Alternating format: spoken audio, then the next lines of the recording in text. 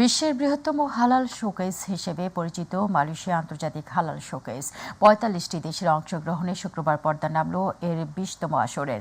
রাজধানী কুয়ালালামপুরের international trade and exhibition সেন্টারে ১৭ September থেকে ৪ দিনব্যাপী চলা এই আসরে খাদ্য ও পানীয়, modest fashion, e commerce, Islamic finance ও ফিনটেক সহ মোট ১৫টি ক্লাস্টারে ১,০০০-এর অধিক বুথের মাধ্যমে বাংলাদেশ সহ বিশ্বের ৪৫টি দেশ অংশ নেয়।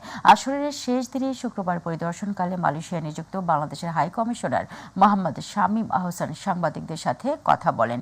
এই মেলায় বাংলাদেশের ৫টি শিল্প প্রতিষ্ঠান অংশগ্রহণ করে। ২০তম আসরে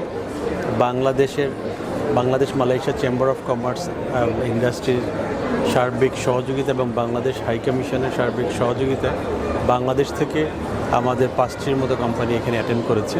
আমি মনে করি এই অংশগ্রহণের মধ্য দিয়ে হালাল বাণিজ্য সম্প্রসারণের ক্ষেত্রে বাংলাদেশ কীভাবে উপকৃত হতে পারে এবং আমাদের পণ্যসমূহ বিদেশিদের কাছে পরিচিত করার একটি সুন্দর সুযোগ এসেছে। মালয়েশিয়ান বিজনেস কাউন্সিল আছে, সবাই যে স্টোরগুলো বাংলাদেশে দেখে বাংলাদেশের পণ্য প্রচুর চাহিদা। আই ফিল প্রাইড যে আমরা বাংলাদেশের পতাকাকে উপরে নিচ্ছি, সাথে সাথে আমাদের অবশ্যই ফাইন্যান্সিয়ালি আমাদের কোম্পানিটাকে আমরা উপরে নিচ্ছি। জানাবো আন্তর্জাতিক সংবাদ।